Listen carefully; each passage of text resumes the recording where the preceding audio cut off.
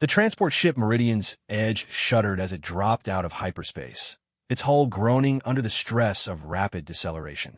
Captain Sarah Chun gripped the command chair's armrests, watching the view screen fill with the sight of Kepler 442b, a world that should have been humanity's newest colony. Instead, it had become something else entirely, a proving ground where 3 species would discover what it truly meant to be civilized. The planet below looked peaceful enough from orbit, its blue-green surface marbled with white clouds that reminded Sarah of Earth. But she knew better than to trust appearances. The initial colonization report had mentioned indigenous life, classified as primitive by the Galactic Survey Corps. What the report hadn't mentioned was that this primitive life included a sapient species, the Kythera. "Captain," called Lieutenant Rodriguez from the communication station, his voice tight with tension. "We're receiving a transmission from the surface. It's not from our colony." Sarah's blood ran cold. The colony ships had launched 18 months ago with 12,000 settlers. They should have been well established by now, sending regular reports back to Earth. The last communication had arrived 6 months ago, cheerful and optimistic, describing successful harvests and the construction of New Geneva, humanity's foothold on this distant world. "Put it through," Sarah ordered, though every instinct screamed that she wouldn't like what she was about to hear. The main screen flickered, then resolved into an image that made Sarah's breath catch in her throat. The being that stared back at her was unmistakably alien, yet disturbingly familiar in its basic structure. Bipedal, with 2 arms and a head that sat atop broad shoulders, but there the similarities to humanity ended. Its skin was a deep blue-gray that seemed to shimmer with an inner light, and its face was dominated by large, multifaceted eyes that reflected the bridge lights like black mirrors. Most unsettling were the mandibles that framed its mouth, clicking softly as it spoke in perfect, if heavily accented, English. "Human vessel, I am Commander Zephyrus of the Hegemony Enforcement Division. You will surrender your ship immediately and prepare to be boarded. Any resistance will be met with immediate destruction." Sarah forced herself to remain calm, though her heart hammered against her ribs. The Hegemony, she'd heard whispers about them during her time at the Naval Academy. An alliance of older, more established alien species that saw themselves as the galaxy's rightful rulers. Earth had managed to avoid their attention so far, expanding quietly into unclaimed systems, but it seemed their luck had finally run out. "Commander Zephyrus," Sarah replied, proud that her voice remained steady. "I am Captain Sarah Chun of the Earth Federation vessel Meridian's Edge.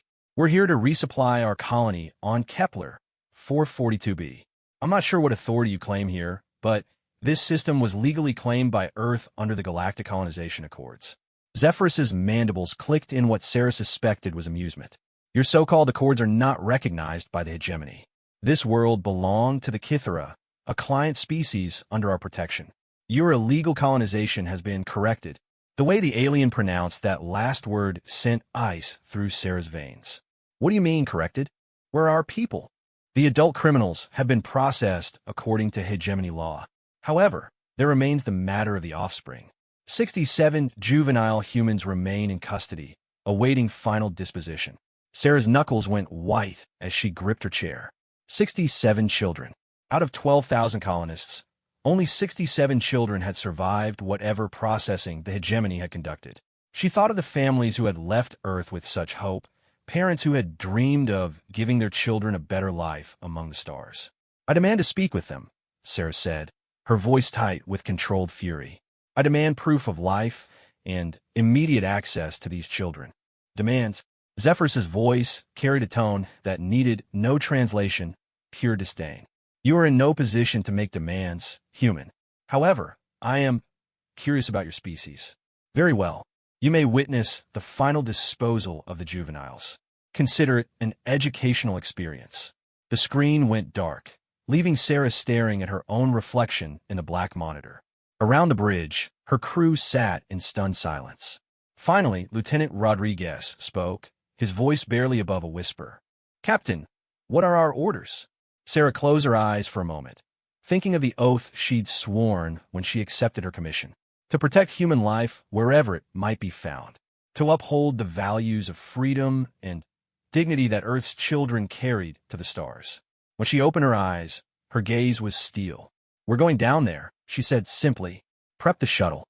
Full diplomatic team, but keep the Marines ready. Ma'am, Rodriguez hesitated. With respect, we're outgunned. Sensors show at least 12 hegemony vessels in orbit, including 3 dreadnoughts. If this goes wrong, then it goes wrong, Sarah cut him off. But those are human children down there, Lieutenant. I don't care if there's 100 hegemony ships. We don't abandon our own. 2 hours later, Sarah found herself in the passenger compartment of the shuttle Cousteau, surrounded by her diplomatic team, and trying not to think about the weapons that surrounded their tiny craft. Through the porthole, she could see the sprawling complex that had once been New Geneva, now transformed into something that looked more like a prison camp than a thriving colony. The shuttle touched down in what had once been the colony's central park, where children had played beneath alien trees while their parents worked to build a new world. Now the area was surrounded by towering black structures that hummed with barely contained energy. Force field generators, Sarah realized, designed to contain rather than protect. As the shuttle's engines wound down, Sarah saw them waiting. A squad of hegemony soldiers, their armor a dark blue that matched their skin, stood at perfect attention around a figure that could only be Commander Zephyrus. Behind them, barely visible through the shimmering air of a containment field, she caught glimpses of smaller figures. The children. Sarah forced herself to walk calmly down the shuttle's ramp, her diplomatic team flanking her. Ambassador Williams, a career diplomat with 30 years of experience in first contact situations, had volunteered for this mission despite knowing it might be his last. Dr. Martinez, the team's xenobiologist, walked beside him, her equipment cases heavy with instruments she hoped she wouldn't need to use for autopsies. Captain Chun. Zephyrus greeted her as she approached, his English carrying that same unsettling precision. Welcome to the former site of your legal colony. I trust you can see that we have been thorough in our enforcement of hegemony law. Sarah looked past him to the containment field, and her heart nearly stopped. The children pressed against the barrier were human, but barely recognizable as the healthy, happy kids she'd seen in the colony reports. They were thin, too thin, and their clothes hung in tatters. Some bore the marks of recent injuries, while others simply stared out with the hollow eyes of those who had seen too much. But they were alive. 67 human children, ranging in age from perhaps 6 to 17, were still alive. What do you intend to do with them? Sarah asked, proud that her voice remained level despite the rage building in her chest. According to hegemony law, the offspring of criminals must be eliminated to prevent future insurgency, Zephyrus replied as casually as if he were discussing the weather. However, your species is new to us. I confess to some scientific curiosity about how human juveniles might react to various termination methods. It could provide useful data for future encounters. The words hit Sarah like physical blows. This creature, this thing that wore the shape of intelligence and civilization, was talking about murdering children for the sake of scientific curiosity. She felt Ambassador Williams's hand on her arm, a silent warning not to do anything rash, but it took every ounce of her military training to keep from launching herself at the alien commander. You can't do this, she said instead, her voice tight with barely controlled emotion. They're children, innocent children who had no part in any supposed crime. Innocence is a luxury the hegemony cannot afford, Zephyrus replied. These juveniles carry the genetic potential for future resistance. Left alive, they would inevitably seek revenge for the fate of their progenitors. Better to end the cycle now. They're kids. The words exploded from Sarah before she could stop them. They're not soldiers or terrorists. They're children who need help, not execution. For the first time, Zephyrus seemed genuinely surprised. His mandibles stopped their constant clicking, and his multifaceted eyes fixed on her with what might have been curiosity. Interesting, he said slowly. Your emotional response is unexpected.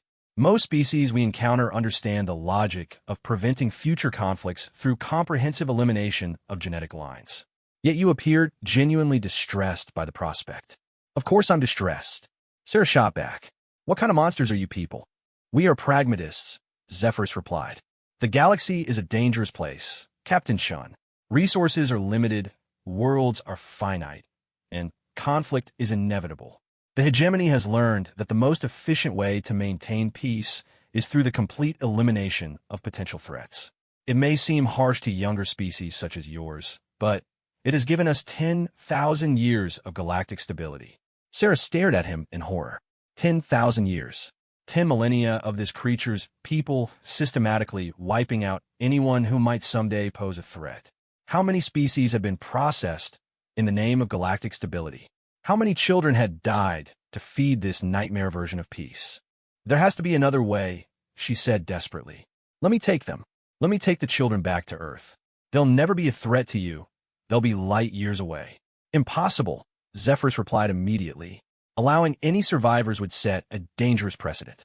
Other species might begin to expect mercy, and mercy is weakness. Weakness leads to chaos. Behind him, one of the hegemony soldiers stepped forward and spoke in a series of clicks and whistles. Sarah's translation implant struggled with the language, catching only fragments, but she thought she heard something about schedules and efficiency ratings. Ah, Zephyr said, switching back to English. My subordinate reminds me that we have a schedule to maintain. The termination will commence in 1 standard hour. You are welcome to observe, Captain Chen. Perhaps witnessing hegemony justice will help your species understand the futility of resistance when we inevitably expand into your territory. Sarah felt the world spinning around her. 1 hour. In 1 hour, 67 human children would die, and there was nothing she could do to stop it. Her ship was outgunned, her crew outnumbered, and even if she could somehow mount a rescue, where could they go? The hegemony controlled this entire sector of space. Please, she heard herself saying, and realized she was begging. Pride be damned. If there was even the slightest chance of saving those children, she would abandon every shred of dignity she possessed. Please, there must be something. Some law or custom or anything. They're just children. Zephyrus studied her for a long moment, his alien features unreadable. When he finally spoke, his voice carried a tone she hadn't heard before, something that might have been respect. You truly do not understand, do you? This display of emotion, this willingness to humiliate yourself for the sake of unknown juveniles. This is genuine. Of course it's genuine. Sarah snapped. What's wrong with you people? Don't you have children of your own? Don't you feel anything when you look at them?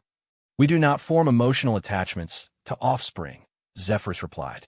Young hegemony citizens are raised communally and valued only for their potential contribution to the whole.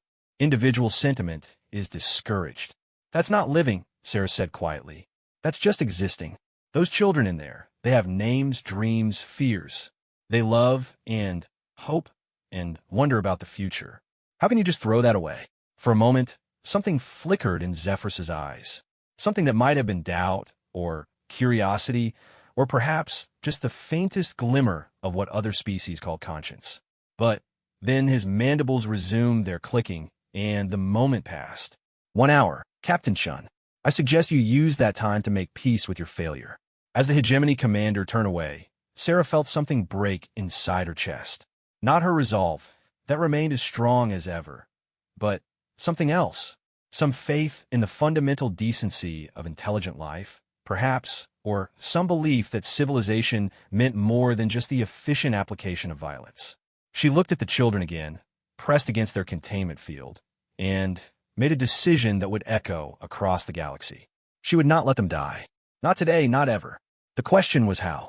Sarah paced the confines of the temporary shelter that Zephyrus had grudgingly provided, her mind racing through possibilities and discarding them just as quickly.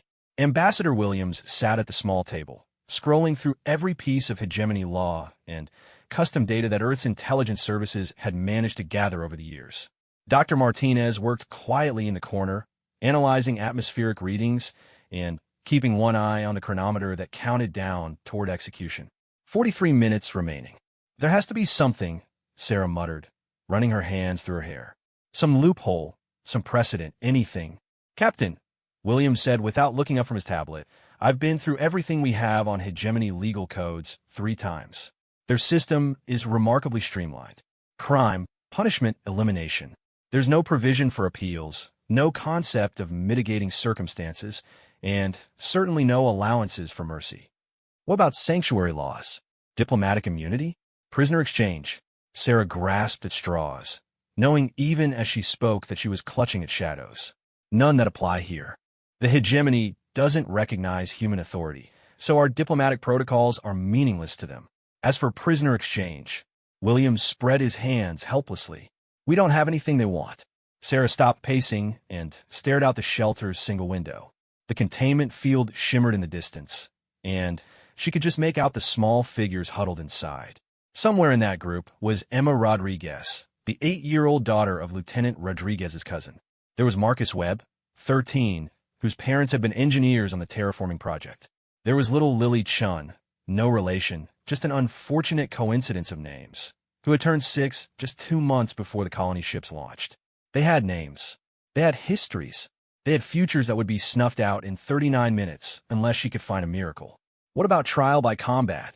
Dr. Martinez suggested from her corner. A lot of warrior cultures have provisions for already checked, Williams interrupted. The hegemony abolished such practices millennia ago. They consider them inefficient. Sarah closed her eyes, trying to think like her opponent. What did she know about Zephyrus? He was clearly intelligent, ruthless in his efficiency. But there had been that moment of curiosity when she'd shown emotion over the children.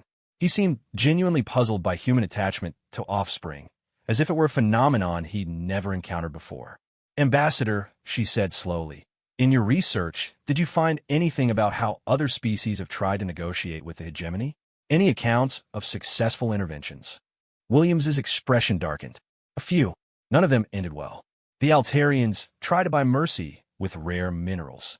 The hegemony took the minerals and carried out the executions anyway. The Cetacean Republic offered technological innovations. Same result. The pattern is always the same. The hegemony takes whatever's offered and proceeds with their original plan. 35 minutes. Sarah felt desperation clawing at her throat. There had to be something, some angle she wasn't seeing. She thought about Zephyrus's reaction to her emotional display, the way his mandibles had stopped clicking when she'd spoken about the children's humanity. He was surprised, she said suddenly. What? Williams looked up. Zephyrus. When I got emotional about the children, he was genuinely surprised. He said most species understand the logic of genetic elimination, but he seemed confused by my reaction. Interesting, but I'm not sure how that helps us, Williams replied. Cultural curiosity isn't going to save those children. But Sarah was already moving, her mind racing. What if it's not curiosity? What if it's something more? Dr. Martinez, in your analysis of their behavior patterns, have you noticed anything unusual about how the hegemony soldiers interact with each other? Martinez looked up from her instruments, surprised to be consulted on tactical matters. Well, they're remarkably disciplined. No casual conversation, no apparent personal relationships, everything strictly by protocol. It's almost like they're... She paused, searching for the right word. Like they're what? Like they're machines, pretending to be biological. There's no waste motion, no emotional displays, no individual personality quirks. Even their posture is identical. Sarah felt a spark of something that might have been hope. What if that's the key? What if the hegemony has bred emotion out of itself so completely that they literally can't understand species that still have it? I'm still not following, Williams said, but his tone suggested he was beginning to see where she was headed. Think about it, Sarah said excitedly. They've had 10,000 years of galactic stability through elimination of threats. But what if they've achieved that stability by turning themselves into something that's barely alive? What if our emotional attachment to our children isn't just incomprehensible to them? What if it's impossible for them? Williams's eyes widened. You're thinking of challenging their fundamental worldview. More than that, I'm thinking of proving to them that their way, their perfect, efficient, emotionless way, has actually made them weaker, not stronger. 28 minutes. Sarah was already heading for the shelter's exit. Come on, we're going to have another conversation with Commander Zephyrus. They found the hegemony commander exactly where they'd left him, standing in perfect posture beside the containment field, watching the children with the detached interest of a scientist observing lab specimens. He turned as Sarah approached, his multifaceted eyes reflecting the afternoon sun. Captain Chun, have you come to witness the termination? The process will begin in 25 minutes. I've come to make you an offer, Sarah replied, forcing her voice to remain steady. A wager. Zephyrus's mandibles clicked once, a sound she was beginning to recognize as surprise. A wager? Your species' tendency toward games is well documented, but this seems an inappropriate time. Hear me out, Sarah said quickly. You're curious about human emotional responses, right? You said yourself that our attachment to offspring is unusual. What if I could prove to you that our emotions make us stronger, not weaker? Impossible, Zephyrus replied immediately. Emotion leads to irrationality. Irrationality leads to inefficiency. This is axiomatic. Then, you shouldn't be afraid to put it to the test, Sarah challenged. Unless, of course, you're not as confident in hegemony superiority as you claim to be. For a moment, the alien commander was completely still. Sarah held her breath, knowing she was walking a razor's edge. Push too hard, and she'd provoke him into carrying out the executions immediately. Don't push hard enough, and he'd dismiss her out of hand. Explain your proposal, Zephyrus said finally. Sarah's heart hammered, but she pressed on. Give me 1 hour alone with the children. 1 hour to demonstrate the power of human emotional bonds. If, at the end of that hour, you still believe that emotion is weakness, I'll accept their fate. But if I can show you something that makes you reconsider, if I can prove that our way has advantages your people have forgotten, then you release them into my custody. And what do I gain from this wager? Zephyrus asked. Knowledge, Sarah replied. You said yourself that you're curious about human behavior. This would give you unprecedented data about our species' emotional responses under extreme stress. Think of the intelligence value when the hegemony eventually moves against Earth.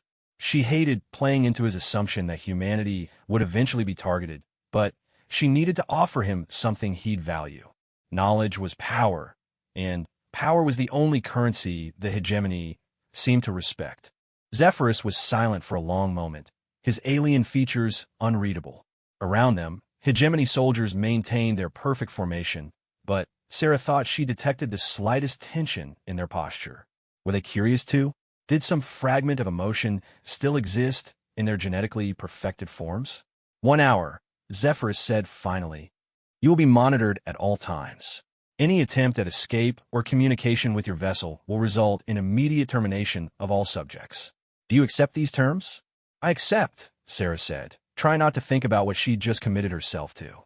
She had no plan, no brilliant strategy, just a desperate hope that somehow human nature would find a way. The containment field dissolved with a soft hum, and suddenly, Sarah was face to face with 67 human children who represented the last survivors of humanity's first interstellar colony. They stared at her with a mixture of hope, fear, and desperate confusion that made her heart ache. Hello, she said softly, crouching down to bring herself to their eye level. My name is Captain Sarah Chun of the Earth Federation. I know you're scared, and I know you've been through terrible things. But I want you to know that Earth hasn't forgotten you. The children pressed closer, and Sarah felt tears she couldn't afford to shed burning behind her eyes. Some of them bore obvious signs of malnutrition and abuse, but their eyes were still bright with the resilience that seemed to be humanity's greatest gift. A girl who couldn't have been more than 10 years old spoke first, her voice barely above a whisper. Are you here to take us home? Sarah looked at her, really looked at her, and saw her mother's eyes and her father's stubborn chin. This was someone's daughter, someone's hope for the future, someone's reason for crossing the void between stars. How can anyone look at her and see only a potential threat to be eliminated? I'm here to try, Sarah said honestly. But I need your help. What kind of help? Asked an older boy, maybe 15, with the kind of serious expression that belonged on someone 3 times his age. Too much responsibility, too much pain, too much understanding of what the adult world could really be like. I need you to be yourselves, Sarah said simply. I need you to show these aliens what it means to be human. Can you do that? The children exchanged glances, and Sarah saw something pass between them, a communication that went deeper than words. These kids had survived together, protected each other, shared fear and hope, and the kind of bonds that only formed in the crucible of shared trauma.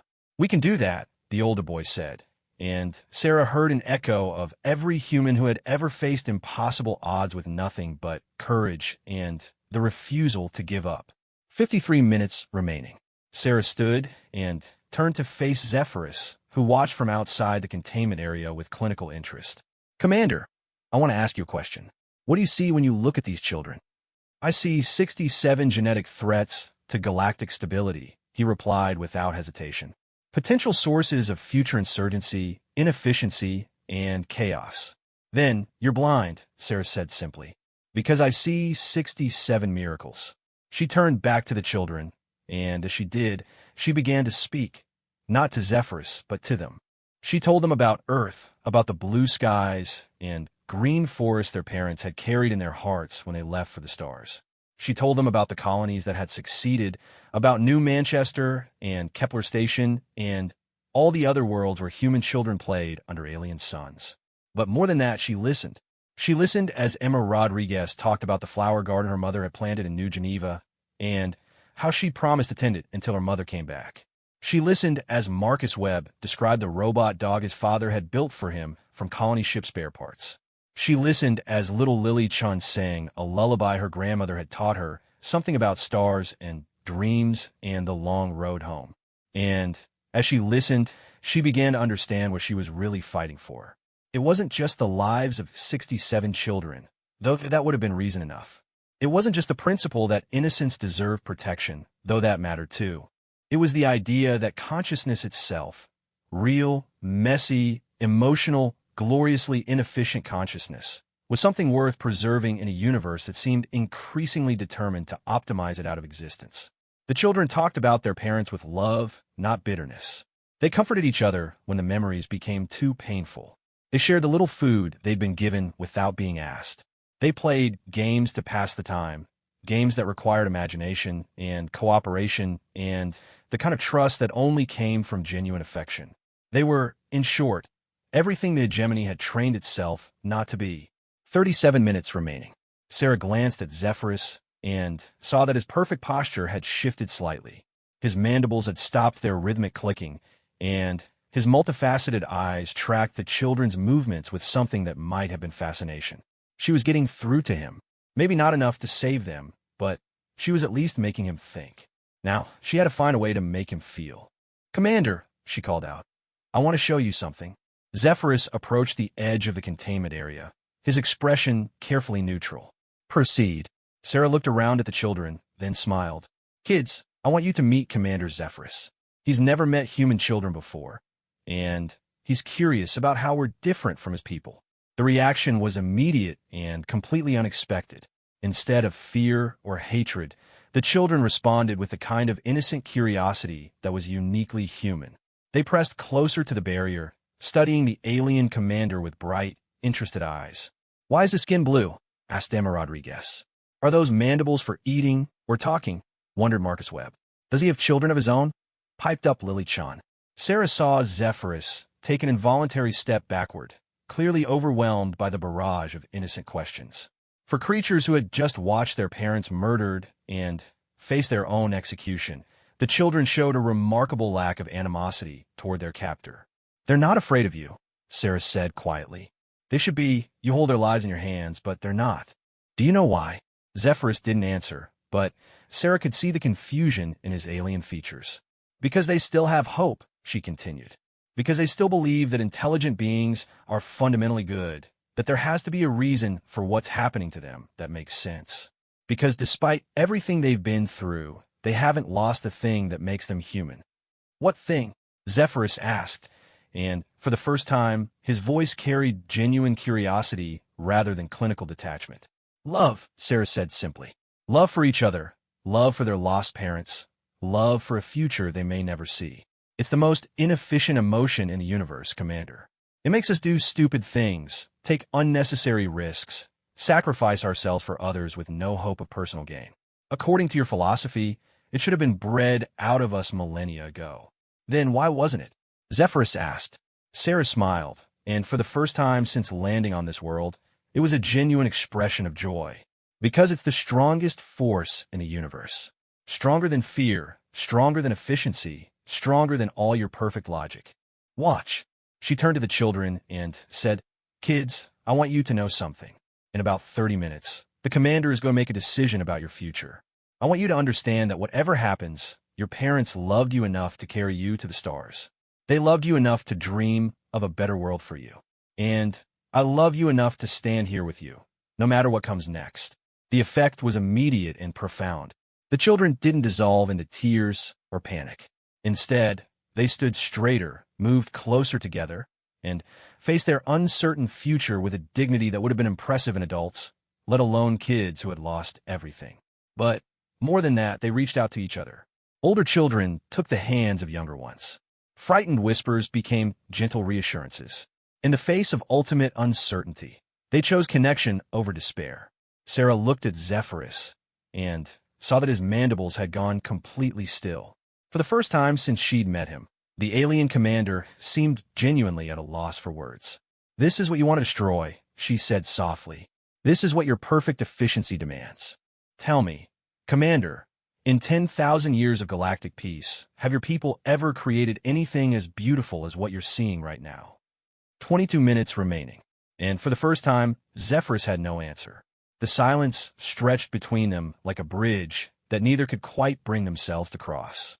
Zephyrus stood motionless at the edge of the containment area, his alien features cycling through expressions that Sarah suspected he hadn't worn in decades, if ever. Behind him, she noticed that several hegemony soldiers had shifted their positions slightly, angling themselves to get a better view of the children.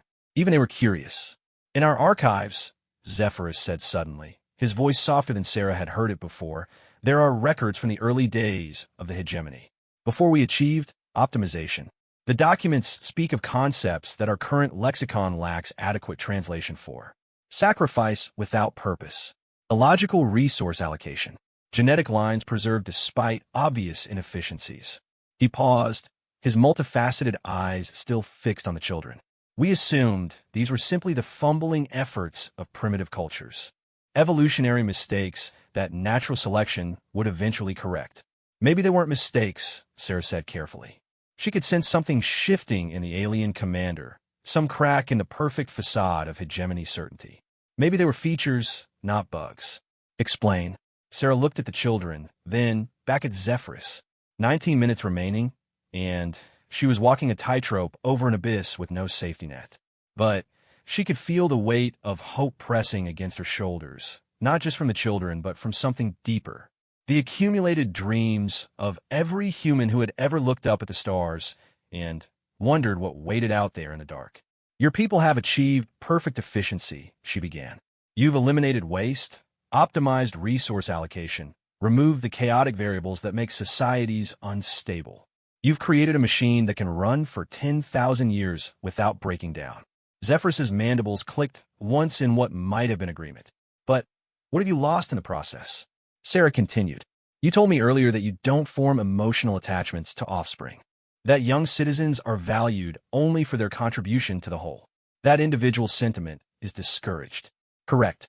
These measures they ensure survival," Sarah interrupted. "But not life. There's a difference, Commander. A big one." She gestured toward the children, who had arranged themselves in a loose circle and were quietly singing something. A song she recognized from Earth's early colonial period, something about brave souls venturing into unknown lands. Their voices were thin with exhaustion and fear, but they held together in harmony that would have made any choir director proud. "Look at them," Sarah said. "Really look. They should be cowering in terror right now. They should be turning on each other, fighting over scraps, breaking down into the kind of chaos that your people work so hard to prevent. But they're not. They're taking care of each other. They're finding strength in connection rather than weakness in vulnerability. Their behavior is anomalous," Zephyrus admitted. "It's not anomalous, it's human. And maybe that's what you've been missing all these millennia. Maybe the chaotic, inefficient, gloriously messy nature of emotional beings isn't a flaw to be corrected. Maybe it's the source of something your perfect system can never achieve." "Which is?" Sarah smiled, and this time it was fierce with pride. "Growth. Change. The ability to become something more than what you started as. Your people have been stable for 10,000 years, Commander. But have you progressed? Have you discovered anything new, created anything beautiful, dreamed any dreams that your ancestors didn't already dream?" For the first time since she'd met him, Zephyrus looked uncertain. His perfect posture wavered slightly, and his mandibles clicked in what might have been distress. Progress, stability, these concepts. He stopped, seeming to struggle with ideas that his language couldn't quite contain. "We have maintained order. We have prevented the chaos that destroyed the civilizations that came before us. At the cost of becoming ghosts," Sarah said gently. "Shadows of what you could have been." 16 minutes. "Captain," Ambassador Williams whispered urgently from behind her, "I'm not sure this is the direction we want to take. If you convince him that human emotion represents some kind of evolutionary advancement, then what?" I want to study us. Sarah whispered back. Good. Maybe that's exactly what we need, to make ourselves too valuable to simply eliminate. She turned back to Zephyrus, who was still staring at the children with an expression she couldn't read. Commander, can I ask you something personal? Personal? The word seemed to catch in his throat. Ah, yes. Proceed. Do you remember being young? Do you have any memories from before you were optimized? The question hit him like a physical blow. Sarah saw his entire body stiffen, and for a moment she was afraid she'd pushed too far. But then, slowly he began to speak. There are fragments, images without context, the feeling of texture, warmth, something that our current physiology cannot process. His voice grew quieter. Sometimes, in the deep cycles when consciousness dims, these fragments surface. They cause dissonance, inefficiency. They are categorized as system errors and suppressed. What if they're not errors? Sarah asked softly. What if they're echoes of who you used to be? Zephyrus went very still. Around him, Sarah noticed that the hegemony soldiers had moved closer, their identical faces turned toward their commander with what might have been the first individual expression she'd seen from them. You speak of impossibilities, he said finally. We are what we are. The past is irrelevant. Is it? Sarah challenged. Then, why do you still look like biological beings? Why not upload yourselves into pure computer systems? Why maintain even the pretense of organic life, if efficiency is all that matters? Because Zephyrus stopped, his mandibles clicking rapidly. Because, I do not know. 13 minutes. Sarah felt the moments slipping away like water through her fingers, but she could sense that something fundamental was shifting in the alien commander. The children had stopped singing and were watching the exchange with the kind of intense focus that only children could maintain. They might not understand all the words, but they could feel the importance of what was happening. Commander, said Emma Rodriguez suddenly, her small voice cutting through the tension like a knife. Why do you want to hurt us? Zephyrus turned toward her, his alien features cycling through expressions that might have been surprise, confusion, and something else, something that looked almost like pain. I do not wish to hurt you, he said slowly, as if the words were being torn from some deep place inside him. I am maintaining order, preventing future chaos. But we're not chaotic, said Marcus Webb, stepping forward with the kind of courage that only came from having nothing left to lose. We take care of each other. We share. We help when someone's hurt or scared. Yeah, piped up Lily Chun. We're good kids. Our parents always said so. Your parents, Zephyrus repeated, and there was something almost like hunger in his voice. Tell me about your parents. What followed was the most beautiful thing Sarah had ever witnessed. One by one, the children began to speak about their mothers and fathers, not as distant memories, but as living presences that still guided their actions. They talked about bedtime stories and scraped knees kissed better.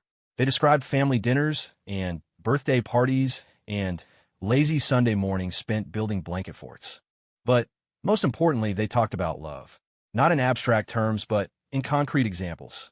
The way their father always checked under the bed for monsters, even though he was tired from work. The way their mother sang off-key lullabies that somehow always made them feel safe. The way their parents had held them during the terrible confusion of the attack, whispering reassurances even as their own world crumbled around them. Sarah watched Zephyrus's face as the children spoke, and she saw something she hadn't expected. The alien commander's features were shifting, the carefully controlled mask of efficiency giving way to something raw and uncertain.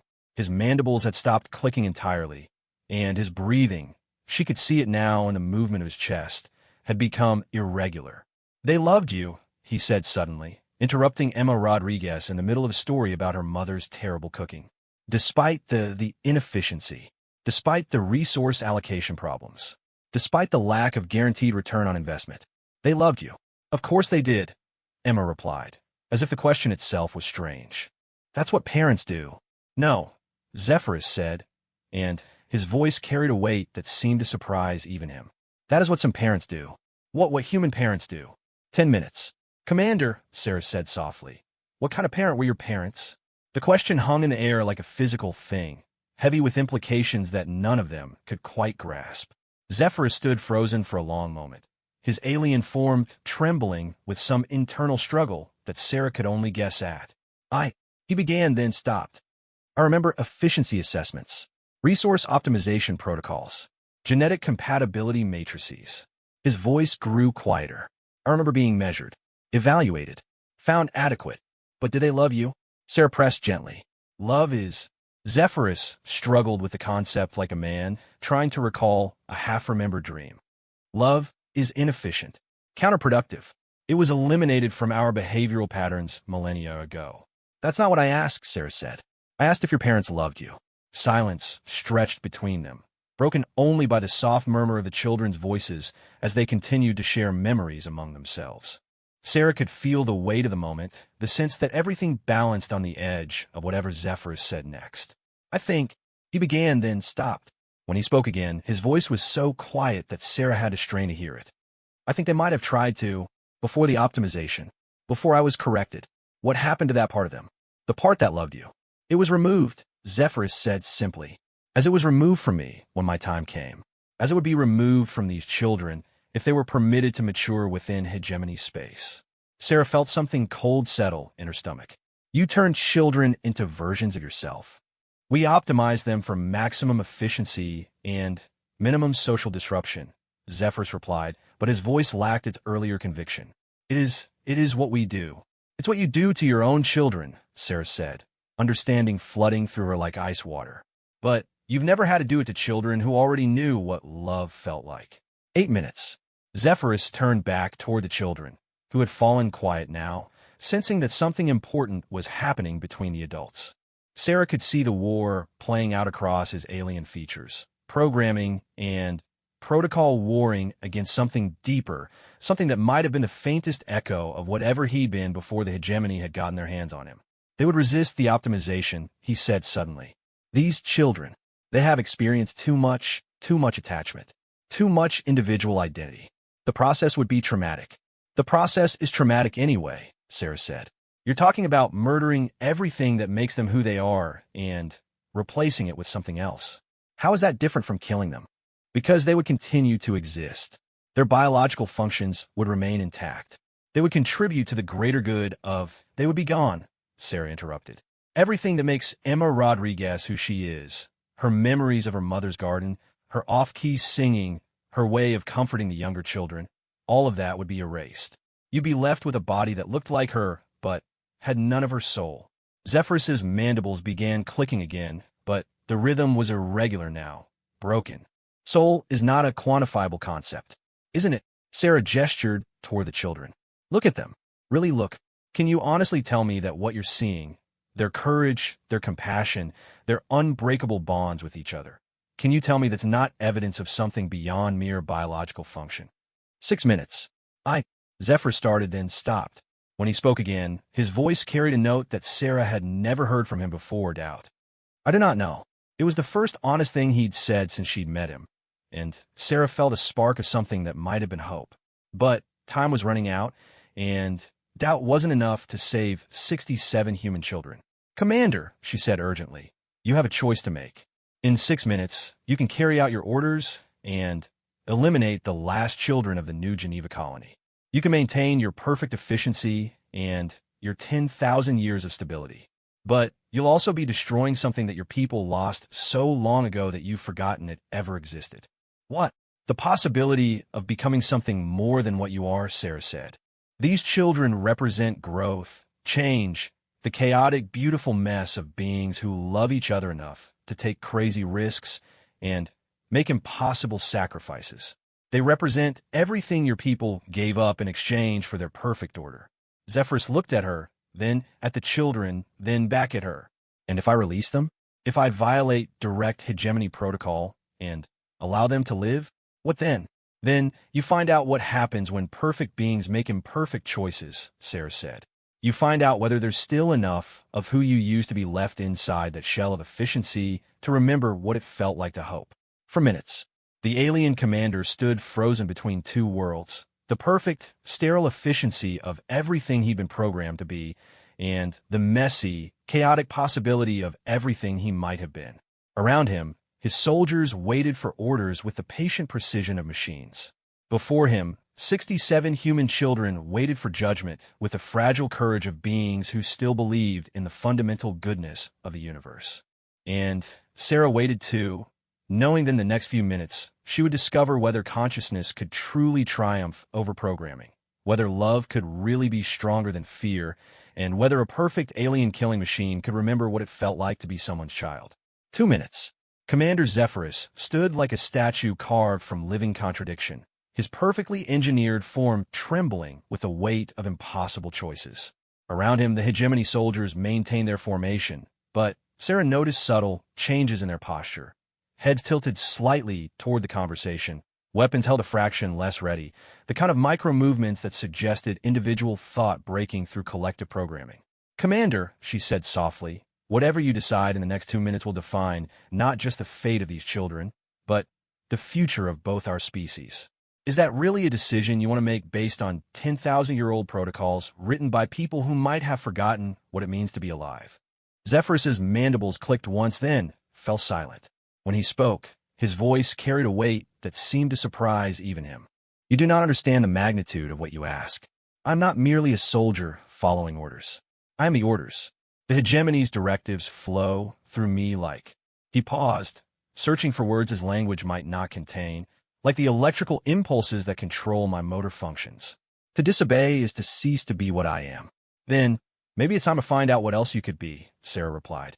Behind her, she heard Ambassador Williams checking his chronometer. 90 seconds. She turned back to the children, who had arranged themselves in a tight group, the older ones protectively surrounding the younger. They weren't crying or begging or falling apart. They were facing the end with a dignity that would have made their parents proud. Emma Rodriguez stepped forward, her small hand pressing against the containment barrier. "Commander Zephyrus," she said in her clear, childish voice, "can I ask you something?" The alien commander's attention snapped to her like a magnet finding true north. "Speak. Do you have nightmares?" The question hung in the air like a grenade with the pin pulled. Sarah saw Zephyrus actually stagger backward, his perfect composure cracking like ice under pressure. "Nightmares are inefficient sleep cycles. They have been optimized out of our I have nightmares," Emma continued, apparently oblivious to the cosmic significance of her words. "About the day the soldiers came to our colony. About the noise, and the fire, and the way my mom screamed when they took my dad away. But you know what helps?" Zephyrus couldn't speak. His mandibles had gone completely still, and Sarah could see something like terror flickering in his multifaceted eyes. "Talking about it helps. And hugging. And knowing that other people care about what happens to me." Emma's voice grew stronger, more confident. "My mom used to tell me that nightmares were just our minds trying to make sense of scary things. She said the best way to fight them was with love and truth and people who wouldn't let you face them alone." 60 seconds. "I think," Emma said quietly, "that you have nightmares too. Really big ones that you've been having for a really long time. And I think maybe nobody ever taught you how to fight them." Sarah watched as something fundamental broke inside Commander Zephyrus. The perfect posture collapsed, the clinical detachment shattered, and for just a moment, she glimpsed what he might have been before the hegemony had gotten their hands on him. A child, perhaps, with questions and fears and the kind of desperate need for connection that seemed to be universal among thinking beings. He began, then stopped. When he spoke again, his voice was barely above a whisper. "I remember being afraid. Before the optimization. I remember." His breathing became irregular. "I remember my progenitors. Their faces when the assessors came. They were afraid too." "What were they afraid of?" Sarah asked gently. "Of losing me," Zephyrus said, and the words seemed to cause him physical pain. They knew what the optimization would do. They knew that their child would cease to exist, and something else would take his place. But they could not resist. No one can resist the hegemony. 45 seconds. "But you can," Sarah said urgently. "Right here, right now. You can choose to be something other than what they made you. You can choose to remember that you were someone's child before you became their weapon. The consequences," Zephyrus struggled to form the words. "If I disobey direct protocol, if I allow these juveniles to live, the hegemony they will correct me. They will optimize me more completely. The fragments of memory that remain will be eliminated entirely." "Maybe," Sarah said. "Or maybe they'll discover that questioning their assumptions makes them stronger, not weaker. Maybe your act of defiance will be the spark that reminds them what they lost when they chose efficiency over humanity. And if you're wrong? If they simply eliminate me and proceed with the executions anyway. Sarah looked at the children, then back at the alien commander who held their lives in his hands. Then, at least you'll die knowing that you chose to be more than your programming. You'll die as yourself, not as their creation. 30 seconds. For a moment, the only sound was the soft murmur of the children's voices as they whispered reassurances to each other. Sarah could feel the weight of history pressing down on them. Not just the history of Earth and the hegemony, but the deeper history of consciousness itself, the eternal struggle between those who would reduce life to equations and those who insisted that some things couldn't be quantified. "I am afraid," Zephyrus said suddenly, and the admission seemed to surprise him as much as it did Sarah. For the first time in, I do not know how long, "I'm afraid." "Fear isn't weakness," Sarah said. "Fear is information. It tells you that you're facing something important enough to matter." 20 seconds. Zephyrus looked at the children one more time, and Sarah saw something change in his alien features. The clinical mask slipped away entirely, revealing something raw and uncertain and fundamentally alive. "I was someone's child once," he said quietly, "before they made me into this. I had progenitors who were afraid of losing me." "You still are someone's child," Emma Rodriguez said from behind the barrier. "You're just grown up now, and it's your turn to protect other people's children." 15 seconds. Zephyrus began, then stopped. His hands, Sarah noticed them for the first time, realizing they were remarkably similar to human hands despite the blue-gray skin, began to shake. "I cannot." 10 seconds. "I cannot do this," he said suddenly, his voice gaining strength with each word. "I cannot eliminate these juveniles. I will not optimize them into compliance. They are children, and children should not be afraid." 5 seconds. "Override execution protocol," Zephyrus called out to his soldiers, his voice carrying the full weight of hegemony authority. "Stand down. All weapons to safe configuration."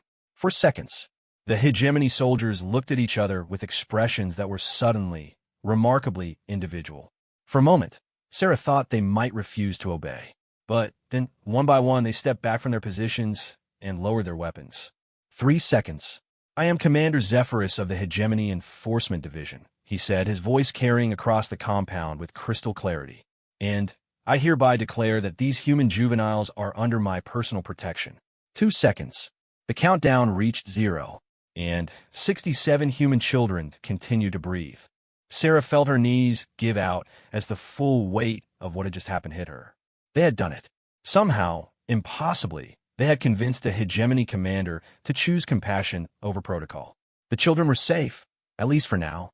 But as she looked at Zephyrus, she realized that their victory had come at a terrible cost. The alien commander stood alone among his soldiers, trembling with the magnitude of his defiance. His perfect posture was gone, his clinical detachment shattered. For the first time in what might have been decades, he looked genuinely uncertain about what came next. "Commander," Sarah said softly, "what happens now?" Zephyrus looked at her, and in his multifaceted eyes she saw fear, hope, and something that might have been the beginning of wonder. "I do not know," he admitted. "I have never disobeyed direct protocol before. I have no experience with choosing my own actions." "Nobody does, the first time," Sarah replied. "But you just saved 67 lives. That's got to count for something." "It counts for treason," Zephyrus said simply. "When the hegemony learns of my actions, they will send correctors. The children will be eliminated, and I will be recycled." Sarah felt her moment of triumph crumble into ash. Of course it couldn't be that simple. The hegemony had maintained control for 10,000 years. They wouldn't be derailed by one commander's moment of conscience. "How long do we have?" she asked. "Perhaps 6 standard hours before my non-compliance is detected." The children's termination was scheduled to be confirmed with Central Command at the next reporting interval. 6 hours. It wasn't enough time to get the children off planet, not with a dozen hegemony ships in orbit. But maybe it was enough time for something else. "Commander," Sarah said urgently, "you said you remember fragment from before your optimization. What if I told you that those memories aren't system errors? What if they're actually the most important part of who you are?" I would say that such a statement contradicts 10,000 years of hegemony science and philosophy. "And what would you feel?" Sarah pressed. Zephyrus was quiet for a long moment, his alien features cycling through expressions that his people had probably forgotten how to name. "I would feel hopeful," he said finally. And that terrifies me more than any hegemony corrector ever could. Sarah looked at the children, who had fallen silent now, sensing that the adults were discussing their future. Then, she looked at the hegemony soldiers, who were watching their commander with expressions that she was beginning to recognize as confusion mixed with something that might have been admiration. "Commander," she said slowly, "what if we could find a way to prove that your feelings, your memories, your moment of conscience, what if we could prove that all of that makes you stronger, not weaker? Would that change anything?" "The hegemony does not change," Zephyrus replied automatically. "The hegemony is perfect." "The hegemony is stagnant," Sarah countered. 10,000 years without growth, without discovery, without anything new. That's not perfection, that's death. She gestured toward the children again. "These kids represent something your people haven't seen in millennia. They represent the possibility of change, of growth, of becoming something more than the sum of your programming. What if instead of eliminating that possibility, you embraced it?" "You speak of impossibilities," Zephyrus said, but his voice lacked conviction. "I speak of hope," Sarah replied. "And 6 hours ago, you would have said that a hegemony commander choosing mercy over protocol was impossible too." For the first time since the execution order had been rescinded, Zephyrus almost smiled. It was an alien expression on his features, awkward and uncertain, but unmistakably genuine. "What do you propose, Captain Chun?" Sarah took a deep breath, knowing that her next words would either save them all or damn them beyond any hope of redemption. "I propose that we teach your soldiers what you just learned. I propose that we show them what it means to choose conscience over programming. And then I propose that we send a message to the hegemony high command that they'll never forget." "What kind of message?" Sarah smiled, and this time it was fierce with determination. "The kind that proves love really is stronger than fear.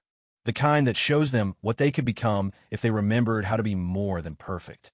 In the distance, alarms began to sound, the automated systems finally detecting that something had gone wrong with the execution schedule.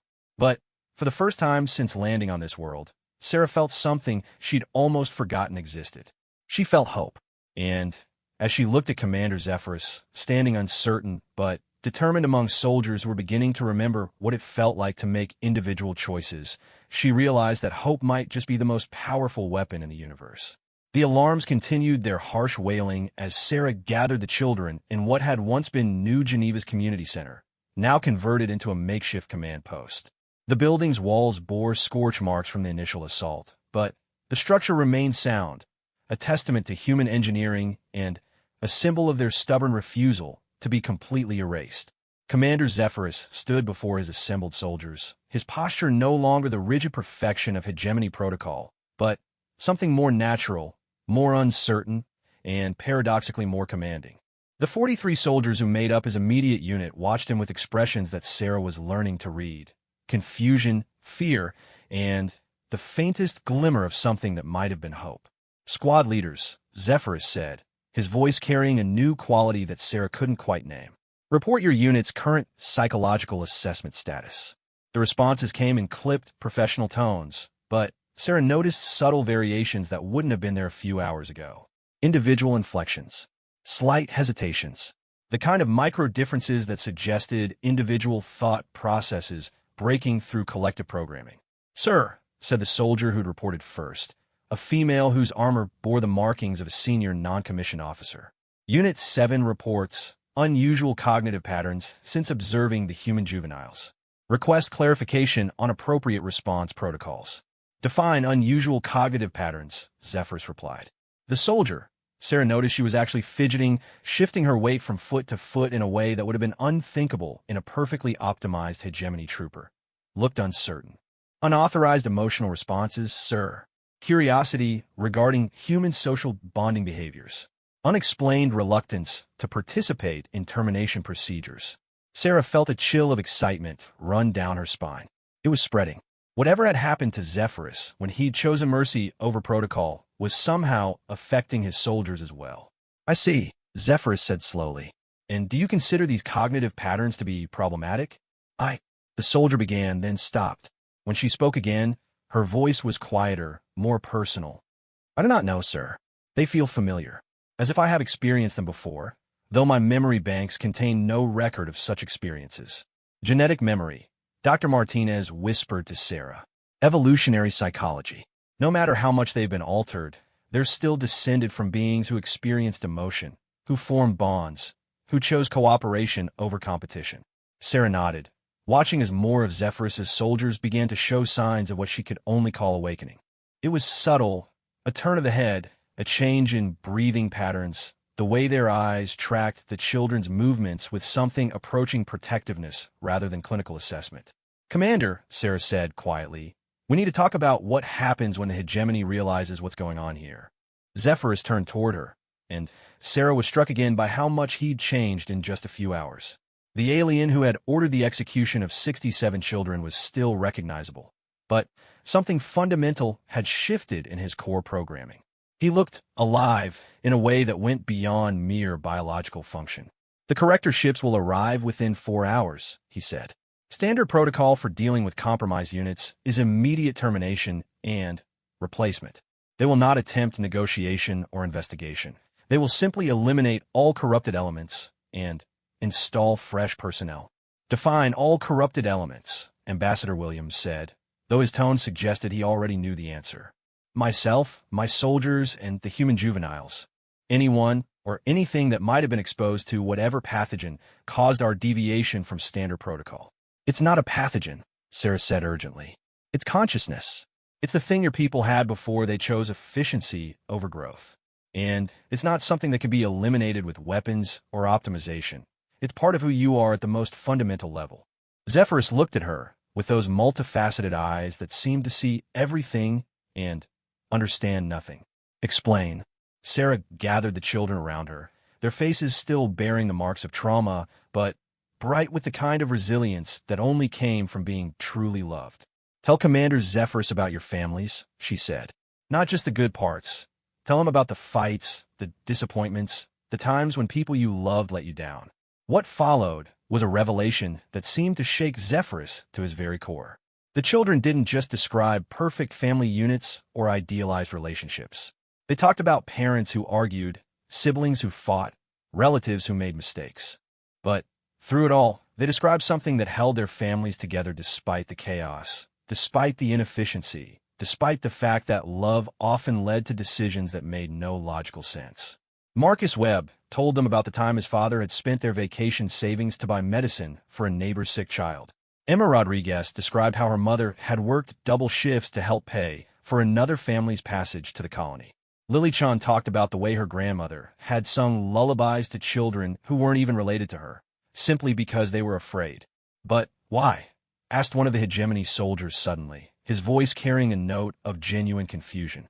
Why would they sacrifice their own resources for unrelated genetic units? The question hung in the air like a challenge to everything the hegemony believed about intelligent behavior. Sarah watched as the children exchanged glances, trying to find words for something so fundamental to human nature that they'd never had to explain it before. Because that's what people do, Emma said finally. When you love someone, you want them to be happy and safe. And when you really, really love someone, you want everybody to be happy and safe because the world is better when people take care of each other. But the resource allocation inefficiencies. Another soldier began, then stopped, looking confused by his own words. Are exactly what make us stronger, Sarah finished for him.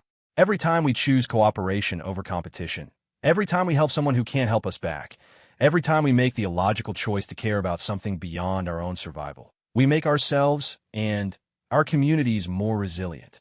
She turned to address Zephyrus directly. Commander, you've maintained galactic peace for 10,000 years through fear and elimination. But in all that time, have you actually solved anything? Have you created anything new, discovered any great truths, made any progress toward understanding what consciousness really means? We have maintained order, Zephyrus replied, but his voice lacked its earlier certainty. You've maintained stagnation, Sarah countered. You've created a universe where nothing changes, nothing grows, nothing becomes more than what it started as. That's not peace. That's entropy. The alarms outside grew louder, and Sarah knew they were running out of time. But she could see something happening among the hegemony soldiers that gave her hope. They were clustering together in small groups, talking in low voices, sharing something that looked remarkably like the kind of bond she'd observed among human military units. Bonds that went beyond duty and protocol to something deeper, something that made them willing to die for each other. "Commander," she said urgently, "there's something you need to understand about humanity. We're not just another species that got in your way. We're what you could become if you remembered how to grow." "Elaborate." Sarah gestured toward the children, who had begun to interact with the hegemony soldiers in ways that transcended species barriers. Emma Rodriguez was showing one soldier how to braid flower stems into patterns. Marcus Webb was explaining the rules of a human game to another. Little Lily Chun had somehow convinced a third soldier to let her examine his armor, her small hands tracing the technological marvels with a kind of wonder that only children possessed. "Look at them," Sarah said. "Your soldiers are learning to play. They're curious about beauty that serves no tactical purpose. They're forming individual relationships based on nothing more than shared interest and mutual affection. In just a few hours, they've begun to rediscover things that your people spent millennia trying to eliminate. And you believe this makes them stronger? I know it does, because humans have been through what you're going through now. We've faced the choice between efficiency and growth, between safety and progress, between surviving and truly living. And every time we've chosen to remain messy, inefficient, emotionally chaotic beings who care more about each other than we do about logical resource allocation." Sarah's voice grew stronger as she spoke, passion lending force to her words. "That's why we've spread across the galaxy. That's why we build colonies in impossible places and dream of futures we may never see. That's why we'll never stop growing, never stop changing, never stop becoming something more than what we are today. And that," said a new voice from the entrance to the building, "is why you must be eliminated." Everyone turned to see a figure standing in the doorway. Another hegemony officer, but different from Zephyrus in subtle ways that spoke of higher authority and deeper optimization. Where Zephyrus had begun to show signs of individual personality, this newcomer radiated the kind of perfect, sterile efficiency that Sarah had first associated with hegemony perfection. "Corrector Prime Nexus," Zephyrus said, his voice tight with what might have been fear. "Your arrival was not scheduled for another 3 hours. Schedules became irrelevant when you failed to confirm termination of the human juveniles," Nexus replied, stepping into the room with fluid grace that somehow managed to be more threatening than any weapon. "I am here to assess the extent of the contamination and implement appropriate corrective measures." Behind him, Sarah could see more hegemony soldiers, but these moved with the perfect synchronization that she'd originally expected from Zephyrus's unit.